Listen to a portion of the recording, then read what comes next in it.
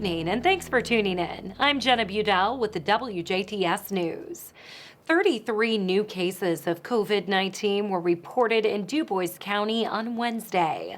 According to the Indiana State Department of Health's COVID-19 dashboard, the county now has 2,379 positive cases and 31 deaths.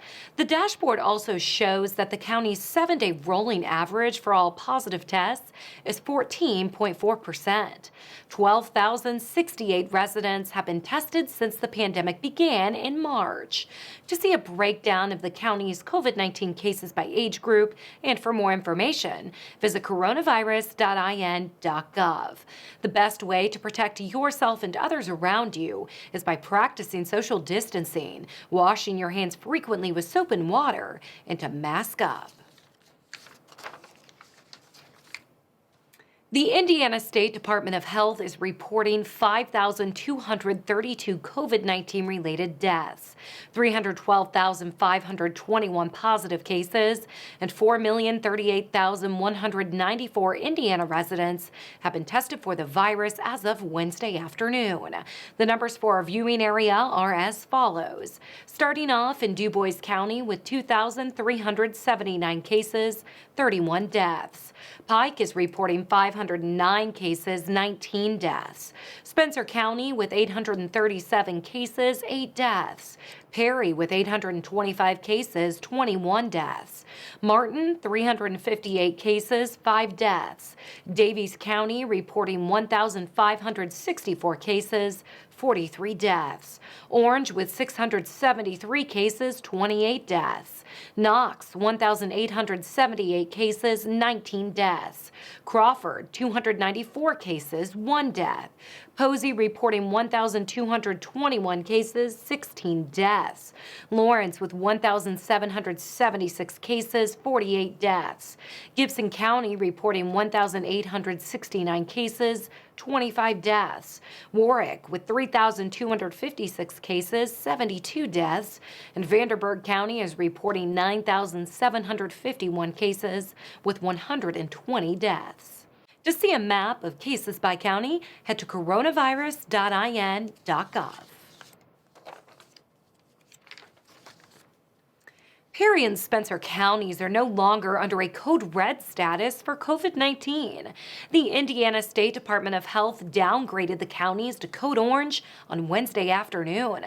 The following restrictions are now in effect. Indoor and outdoor social gatherings are limited to 50 people. Special seasonal or commercial events where over 50 people will be in attendance must submit a plan and receive approval from the local health department at least 7 days in advance. College and professional sports are included. Capacity in common areas and break rooms should be reduced and users should be socially distanced. Attendance at winter indoor K-12 extracurricular and co-curricular activities, including IHSAA, is limited to 25% capacity in consultation with local health departments. Participants who are not competing, support personnel, and attendees must wear face coverings at all times. All non-family groups must be socially distanced. IHSAA football games may continue while abiding by the IHSAA guidance requiring local health departments to determine stadium capacity. Community recreational sports leagues and tournaments may continue with attendance limited to participants, required personnel, and parents, guardians only. Local health officials, healthcare providers, elected officials, school leadership, and other key local leaders must convene regularly to discuss actions to help limit the spread of the virus. Evaluate the source of positive tests. Undertake targeted testing, quarantine, and isolation. All Hoosiers are required to wear a face covering regardless of the county's color code. All types of business are required to have a visible sign stating that face coverings are required at all public and employee entrances. All customers in restaurants and bars must be seated 6 feet apart. The Jasper Middle School Spell Bowl team took home 4th place in a state competition earlier this month. Team members were recognized for their hard work and dedication during Monday night's monthly school board meeting. The competition is typically held in person, but because of the pandemic, this year's event was held virtually. Jasper Middle School Vice Principal Phil Tolbert and music teacher Courtney Herberer then began talking to the board about how the middle school students are handling the pandemic. Although a few kids have missed school here and there, Tolbert and Herberer say the attendance rate continues to stay around 90%.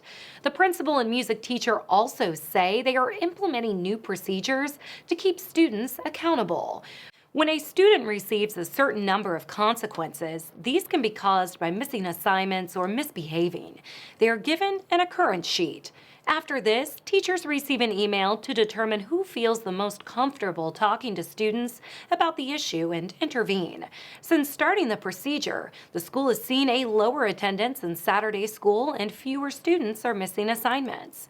Tolbert and Herberer then recognized two clubs that may not be as well known outside of the Jasper Middle School. Save the Sea Turtles Club helps raise awareness about the dangers of pollution around the school and how the importance of recycling and reducing waste. Club members work on creating educational posters, displays, and videos for the school to share.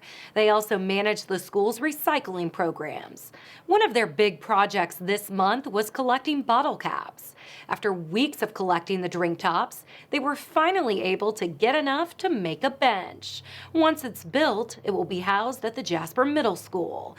The next club recognized by the school board was the Makerspace. The STEAM club meets during homeroom and explores hands-on projects, including Ozobots, Makey, Kiva planks, and much more. To learn more about these clubs, visit jmsgjcs.k12.in.us. Next on the agenda was the bus and transportation update. Director of Transportation and Student Services Glenn Beekline says the school corporation is getting ready to start a new program. Beekline and School Resource Officer Jason Canese hope to start the program in January. The program is a partnership between Jasper Police, Indiana State Police, DuBois County Sheriff's Office, and the school. Beekline says the program's focuses on helping kids involved in traumatic events. Officer Canese says what takes place outside of school is typically brought into the school the next day. Here's how it works. The SRO officers will spend 20 to 30 seconds filling out a form in their car. They will only know the student's name and date of birth and send it via email to school administrators. From here, administrators will let the student's teacher know. So if a student doesn't finish their homework or seems tired because of the traumatic situation that took place, teachers will be able to be supportive and cut them some slack. After this, Beekline updated school board members on school buses. Beekline says that they have had 19 stop arm violations so far this year. This is up slightly from 13 violations recorded by this time last year. To learn more about Monday night's monthly meeting, visit our website at WJTS.tv. A few facilities at Memorial Hospital are closing for the Thanksgiving holiday. The hospital's urgent care center that is located at 507 East 19th Street in Huntingburg will be closed on Thanksgiving. It will reopen on Friday, November 27th from 8 a.m. to 8 p.m. The Memorial COVID-19 drive-through testing site at the corner of 3rd Avenue in Rumbach and Jasper will be closed on Thursday, November 26th and Friday, November 27th for the Thanksgiving holiday. It will reopen on Monday, November 30th from 9 a.m. to 4:30 p.m. If you experience a medical emergency during the holiday, call 911 or go to the nearest emergency department. Memorial Hospital's emergency department is located at 800 West 9th Street in Jasper and is open 24 hours. There's a new mayor in town. Wednesday morning, local officials gathered at the Old Town Hall in Huntingburg to swear in new Huntingburg Mayor Steve Schwinghammer. Schwinghammer took the oath and thanked former Mayor Denny Spinner for taking time to help him learn the ropes. Schwinghammer says getting to this moment is a bit surreal. It's kind of surreal, to be honest with you.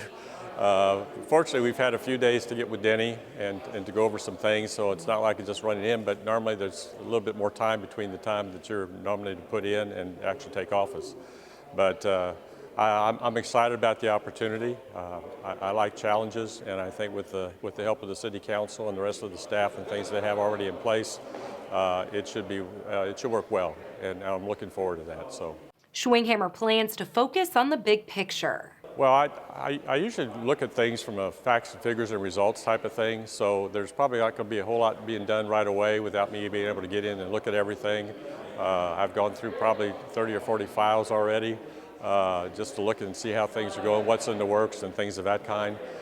So it's, I'm going to jump in with my feet in the water right away, but making decisions might be a little bit down the road. So. Schwinghammer will continue the rest of Spinner's term, which runs through 2023. Residents have another chance to learn about how animals prepare and survive the winter season. The guided hike scheduled for last weekend at Patoka Lake was rained out and has been rescheduled for 11:30 a.m. on Saturday, November 28th. Hikers will meet at the lower beach parking lot and will walk along a paved bike trail. The trek is about 1.25 miles round trip. The group will stop midway at an overlook with stone benches. Hikers should dress for the weather and plan to stop at the Nature Center for the restroom before heading to the beach. All other amenities along the hiking route are closed for the winter season. The next hike starts at noon on Saturday, December 12th. Attendees will have the chance to learn about what life was like in the Patoka Lake area before the lake was made and what the people who lived there did for living and for entertainment. The hike will start at the Nature Center with a brief introduction and then head along Old Narrows Road. Hikers should dress for the weather and appropriate shoes for a wooded quarter-mile trail. Advanced registration is required for both hikes. To save your spot and for more information, call the Nature Center at 812-685-2447. Holiday World's newest water coaster has been nominated for another USA Today honor. Cheetah Chase was nominated in a recent poll for 10 best new amusement park attractions in 2020. The ride is known as the world's first launched water coaster and the first full-circuit dueling water coaster. The nomination is Holiday World and Splash and Safari's third nomination from USA Today's 10 Best in 2020. Fans are encouraged to vote daily before the poll closes on Monday, December 21st. To cast your vote, visit 10best.com/awards. A southwestern Indiana man faces over 3 dozen charges alleging that he failed to pay for $250,000 worth of timber purchased over a 2-year period. 40-year-old Christopher L. Collins of Evansville was being held in the Posey County Jail on a $25,000 cash bond after being arrested last week. Collins faces 39 charges, including theft, check deception, and corrupt business influence, in 2 counties stemming from the alleged timber theft. The Evansville Courier and Press reports that conservation officers identified 17 individuals in Gibson and Posey counties who have not received payment for their timber. Now stay tuned. Weather and sports are still to come on WJTS News.